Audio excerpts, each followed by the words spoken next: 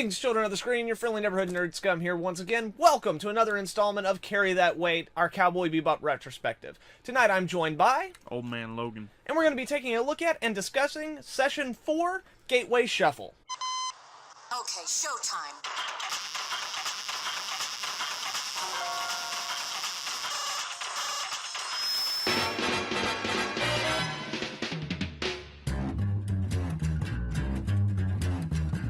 I think it's time we blow this scene. Get everybody in the stuff together. Okay, 3, 2, 1, let's jam.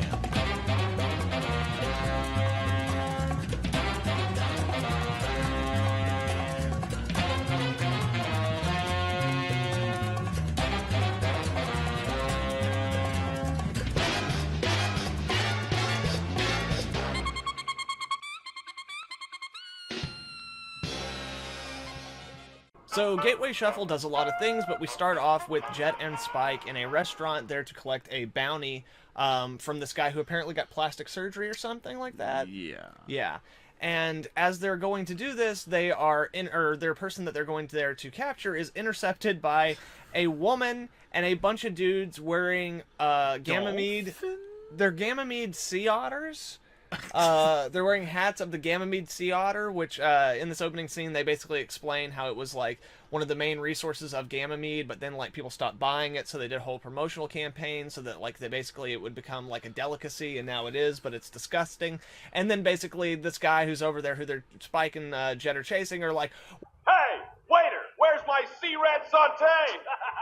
And then so Mama and her little group of eco-terrorists come over to the table and start to give him a lecture, and when he wants to hear nothing of it, they just unload bullets into him. Fucking shoot him. Right, and as this is happening, Jet, he recognizes her, but he doesn't know from where, and then right as the bad guys, or the terrorists, are about to leave, he recognizes her and realizes there's a huge bounty out on her, so Spike and he... Yeah, Spike's on that. Yeah, Spike's on that shit, Yeah. and they intercept her and basically take her back to the ship and start trying to get the bounty, where they find out that shit's getting real, because there is no bounty anymore, and it seems that these eco-terrorists have this new virus, kind of like this viral weapon that they're going to use on the planet that only affects the human population, so that all the rest of the ecosystem will be okay.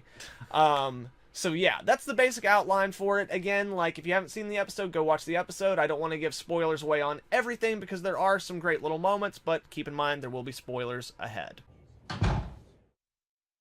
Right on. So in general, how'd you feel about this session? I feel like it was like fairly paced. Like, well, it moved pretty quick, which this whole show does have that, but I feel like this one, like, instead of trying to give you more information, they really just pack it in there and let you just have a fun moment, you know? Yeah, absolutely. And like, there is a lot of stuff in terms of character development you do get a and little stuff like development. that.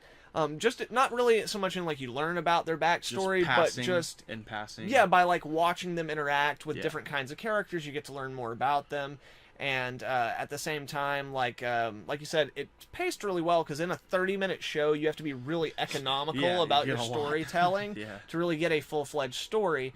And one of the things that I mentioned in my overture is that, like, this show, as opposed to doing what a lot of modern-day shows do, where it's more like comic book storytelling, where it's like each one is like a chapter or a piece in an ongoing story, these are, but they're more kind of villain of the week kind of stuff. Yeah. And through doing that, through like repetition and through montage and through like using repetition of themes and things like that, it gives us a different kind of insight into the character, where you start adding on these layers to all the characters, where it's only when you step back and look at all the layers as they overlap that you really get a full picture.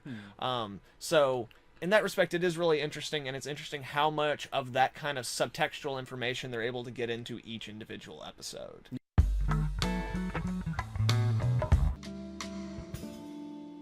So what would you say, like, what worked for you the best, or like what was your favorite thing out of this particular episode? Definitely like the towards the ending, I guess it's a cliche at that point, like the very James Bond, like, race against time, gotta get the missile before it blows up. Yeah. You know, because like if this missile hits, it's the end of the U.S. or whatever they have a very you know, like that's a cool theme with me. And then of course, like you do get to learn a little more about Spike and Jet. Yeah, and see how they kind of interact and a little bit of their little history there. Yeah, every episode where you see them going on a different mission, like the way that they handle it definitely gives you new insights into their relationship. Yeah. They're Or really like good their about skill that. set. Like Yes. Spike clearly can use a computer like to an extent. Yes. And then with the background you get Right. from or technology because he's got the spectacles. Yeah, that which like can makes trace bone sense. structure and all that. Yeah, which makes sense because like both of them come from. It doesn't seem like they have a great in-depth knowledge of really highly advanced tech. Yeah. But when it comes to their specific like skill sets, like Jet having been a cop and Spike having been a soldier, like the technology within that realm, they're very efficient with. Yeah. So besides that, was there anything else that really hit you the right way? Yeah, also the villain was really weird. Mama? Mama's weird. Yeah. Yeah. Young man, are you aware that the Ganymede sea rat is a very intelligent and kind animal? She's like something else. Like for one, her talk, like her yeah. verbiage, like very weird. It's like very almost like Reba high McEntire, society. but with like a high Yeah. society. Like she's got that draw that's like you're scum. Yeah. You know. Well then, darling. Yeah, and then but like and just like because they give you a little like feedback into her, like you're like, oh, she has a high bounty, she's clearly like an environmentalist. Yeah. And then like they go ahead and give you like she wasn't like the head of this, like she wasn't the original head of this environmentalist society. Oh, like, yeah. she's the one that like I thought like she was environmentalist with like something horrible that happened, and so she became this like terrorist environmentalist. But no, like she was already that way. She came in and took the shit over. Yeah, Like, she gradually pushed the peaceful protesters and those into kind of these folks crazy-ass out of it, guys. and like basically turned it into a cult who are disciples to her and her alone. With like a dolphin flag. Yeah, and like her character design, Cruella de Vil, Yeah, but as yes. instead of like as someone who wants to kill puppies and make a coat, Yeah. it's Cruella de Vil as a like Environmentalist. conservationist. Yeah. That's like funny. Yeah. the voice, like the high stature, the way that she acts Yeah. like a lady of She high acts to be society. with the long like, cigarette and the very discreet street walk. Or, Yeah, like we were absolutely. talking She's about. got the very like glidey lady walk Yeah. from like the Victorian period that was Yes. reinforced pretty The much up ridiculous until like the hair. 1950s. Yeah, the whole shabam. Like she's a very interesting, weird, quirky character that like for a one-off villain, and the show's great about their one-off villains. But they're one-off villains, and she's no different than the others. Just excellent design and like interesting and perfectly crafted for the exact amount of screen time that she has. Yes. You You don't need much of that. Yeah, and she's memorable too. Like she Yeah. stands out against all the other like villain of the weeks that we'll see come up in the future episodes and the ones we've already entire seen. race into fucking monkeys. Yeah, like she's also got just like a batshit crazy plan, which I'll go into a little bit more with in my like favorite no things. roundabout shit. Oh, either. no, like- she was just like, I have this, and like, what better ransom, right? Like, Yeah. I'm just a free woman now. Like, I can fuck the world up. Yes, So- and I also love that because of her design, spoilers, guys, in the end, whenever she falls forward and we see the ample come out, and also like when she's watching the ample, her eyes, the way they're designed, are like they're like real. They're like so crazy that it really sells. When we get into my favorite stuff here in a second, like it'll come up again. But like, yeah, it really helps sell those moments, especially because after the end of the episode, it becomes much more important. All those moments, they work on a variety of levels, and that character design is tantamount in having that work.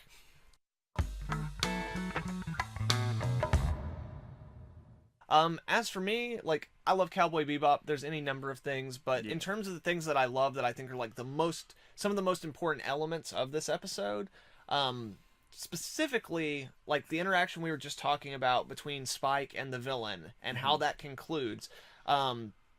The fact is that like basically Spike gets this ample that has the virus in it, and he starts trying to open it, and from the moment he starts trying to open it, Mama is like freaking out silently, like trying to make sure they don't notice her. Shit. Yeah, because she knows exactly what it is. And what's very interesting that like you have to watch the episode a couple of times to catch is that the very first time she notices it, Spike's eyes are drawn with his pupils in the side of his eyes. So he's watching her in that moment, the very first time. Yeah, and then he reinforces it later. Yeah, later That's when on. I noticed it, was when he waves it in front of him. Oh, yeah. Like, shoves it in her face, and she kind of does this shit. Yes, like, well, oh, fuck. And I think this is the same moment you're thinking of. It's actually a moment where she sees him noticing her noticing. Oh, yeah. Which, again, is a deliberate move on Spike's part to see how she reacts to if she's him. like, if she looks perplexed. Or, Yeah. Like, he's like, reading yeah. her throughout this whole situation. Yeah. Which plays into, like, again, like I was saying, throughout these episodes, the way that the characters interact with each other and with other characters really is what develops them. Like, in this episode, it's the first real good example we get of Spike, because Spike is clearly a dumbass in a lot of ways. Yeah. But he also definitely plays up the role of dumbass. Yeah. He's a dumbass, but he's not stupid. No, yeah. He plays up the role of dumbass to get an advantage over people and to manipulate people and to manipulate situations. And this episode is a perfect example of that. So, in that respect, I think it provides a great ending and also gives us a shitload of character development when it comes to one of our central characters. All in, like, a very entertaining way that the first time you watch it, you're just kind of laughing and being like, that's cool. But then upon, like, subsequent viewings, you start actually realizing that there's a much deeper, like, game going on there. Yeah. And it's just fucking dope. Besides, like, that great interaction there and, like, what that says about the characters, you kind of mentioned earlier how we have, like, in the third act, we have, like, the kind of James Bond-esque, like, fight, like, chase sequence, race the clock type thing. That's what it is. And that's so great. Like, that's an example of the thing that I like, which is, like, this show is a great blend and, like, mashing and mixing of different archetypal storytelling devices.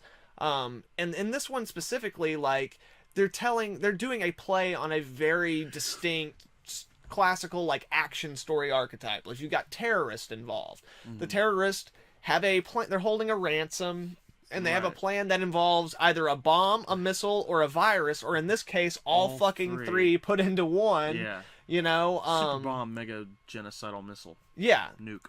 And this episode also sees Faye officially joining the crew. Right. I thought that was because it seemed clearly like, you know, like it was gonna happen, or at least she was gonna be a stand around, like she was gonna be a thing. Yeah. And yeah, you definitely see that, and the reactions on both sides. Oh yeah, which is fantastic. And even that, like her joining the team for sure at the end is a typical action movie like sequel bait type moment. So like I really love that again. This episode, like so many others, kind of takes a standard archetype and then like explores that archetype to its fullest within the universe they've established. Yes. And because again the archetypes are so familiar to us, that allows them to put in like the repetition of themes like we were talking about. Yeah, it's likable. Yeah, like it's likable, it's it recognizable, so you subconsciously pick up on more of the things they're trying to tell you, and it also gives you a chance to relax because you understand where you're going with it enough, but like you don't know what's going to happen. You're comfortable taking the ride with them, so you can pick up on all the extra little things that they throw at you. You know what I mean? I think that the show does that really well in this episode, while it's kind of like a more standalone episode where like it, especially because we don't even have Ed in the crew yet, a lot of times it's one of those that's kind of dismissed as not being as important as the others. But I think that like in the grand scheme of the whole series, it's still like a vital part of like them slowly mixing all these different archetypes into like a beautiful mesh that is Cowboy Bebop. Bebop. Bebop. Bebop.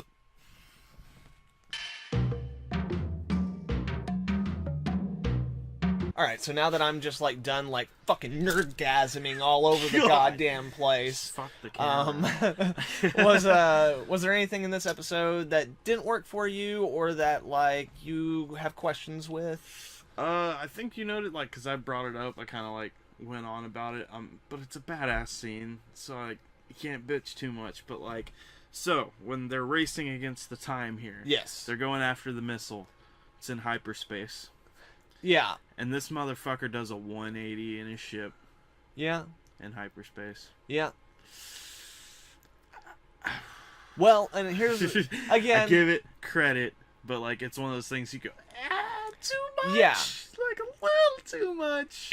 It's fucking cool. It is fucking cool though. And if they were doing like what I was telling you earlier is like if they were doing hyperspace like the way they do in Star Trek or Star Wars, where they like just like phased into the other dimension, like their ship, then I would definitely have a problem with that. I don't know why, but like it seems like if they've isolated like the other dimension like in a space-time field or something like that, that maybe, especially because like the ships are probably modeled to do not to do that, but they're modeled to operate in there at whatever gravity or velocity. I don't know what the fucking physics of it are. I'm just saying, like, you know, if you Guardians of the Galaxy this shit, right? Yeah. When they're like sitting there doing all the planet hopping, there's no fucking way, right, without any of them living, that they're gonna put their fucking like air brakes up real quick, and that bitch is gonna 180 in the middle of it. It's also worth mentioning that the Swordfish Spike's ship was originally designed as a racing ship, so it is actually designed for like high maneuvers and like crazy stuff like that. Yeah, it makes sense. Which is why it's got like that fin thing that does the thing. It's cool. Yeah, it's fucking cool. Again, it was a fucking cool design. Like if I'm gonna draw a ship, I wouldn't have thought of that. But yeah, if there was something in this episode that doesn't work, that's probably what it is. Which again, I think is really funny because normally in like a big action movie, that's the same place where you would have that problem. Like when they do the 360 fucking car spiral or something and land like on all that. tires, and you're like, nah, fuck you, man. They'd pop. Yeah, so You like, know, like even in the worst, or like maybe the thing that works the least in this episode, it still is mirroring the archetype that it's doing.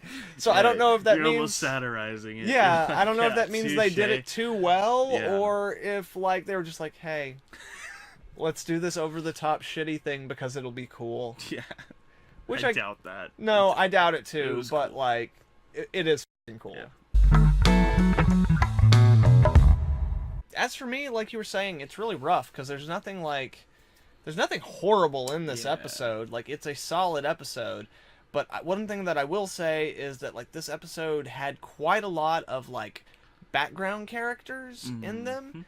And like if you compare this episode's background characters to like the background characters in Faye's introduction, the ones in this one were a little, they weren't so great. That's all I'm saying. Like the sons? No, like the yeah, well, like I just mean like the background characters, like whenever we're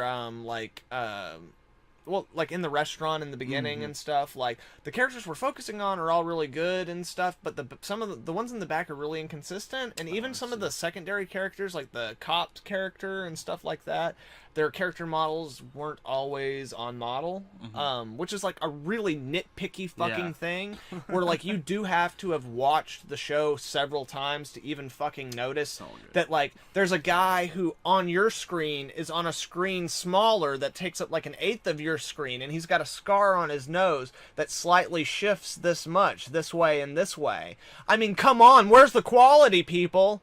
No, I mean, like, dude, I've had to watch a lot of these episodes to notice shit like that, and that's the only reason I'm bringing it up is because, yeah, like, we don't want to just gush over these things without offering any criticism or showing that we're thinking about it in an objective way. So, fuck this like, show with its frames being crooked. Right? Yeah. What are you doing, 90s anime? Based on these episodes that you've seen so far, what are you expecting to see? Do you have any predictions for future episodes, where you think the show is going? Or is there anything that you just hope that you get to fucking see? Talk about the elephant in the room. Faye's gonna fuck some shit up. Faye's she's gonna, like, with the team, like, she's gonna screw up some shit. Oh yeah, like, she's kind of a fuck up. Yeah. I mean, they all kind of are in greater or I mean, lesser like, they're like, extents. nope, you're nothing but trouble, and it's like, no, obviously she's gonna do something to get them in trouble. She is chaos incarnate. And because the show's kind of repetitive, like, you'll see that a little bit, but yeah, it's kind of her character. As far as what I want to see or expect to see, like if Jet's like super against the clear, as we've seen, like, police corruption, like if they can be bought over something like that, then like he's probably gonna keep tabs, or he's gonna end up over there, like, you know, trying to straighten shit out or something, or at least like having another rendezvous with his buddy in the TV with the crooked scar. Well, well, and again, he was kind of using that more for leverage in this, but in an episode in the future called Black Dog, I think it's called Black Dog Serenade, we get to actually see like why Jet left the police force and stuff like that. Yeah, like that's kind of what I mean. Like, I'm sure we'll get it, like they're giving us elements that you clearly they'll pay Right. off again. But yeah, like, we'll definitely see a little bit more of that sprinkled out. There's a couple of Jet-centric episodes that'll be coming up here in a little bit that are really awesome and Yeah, fucking she's a cool heartbreaking. Heartbreaking. Just be prepared, because a lot of these episodes fuck. are fun, but, like, every third episode is just like, oh, so now you're gonna break my fucking heart again. I see. Let's know Logan. Tear. Work and no reward. For tough guys, you sure complain a lot. Now, don't take it so hard, boys. We'll make some big bucks on the next one. Well, think I'll go take a shower now. Next time, we'll make money? Jed, is she saying what I think she's saying? Because if she is... I don't know, and I have no opinion. Man, she's taking a shower, an hour shower. Now, that's not okay, right? Don't know and have no opinion. Right on, children of the screen. Thank you very much for joining us for the 4th session of Carry That Weight, the Cowboy Bebop Retrospective. Later. If you guys would like to follow me on Instagram or Twitter, I will have the link for that down in the description below. And once again, thank you very much, guys. I hope you all have a good one. Nerd Scum, out. Allez, à bientôt. See you next time.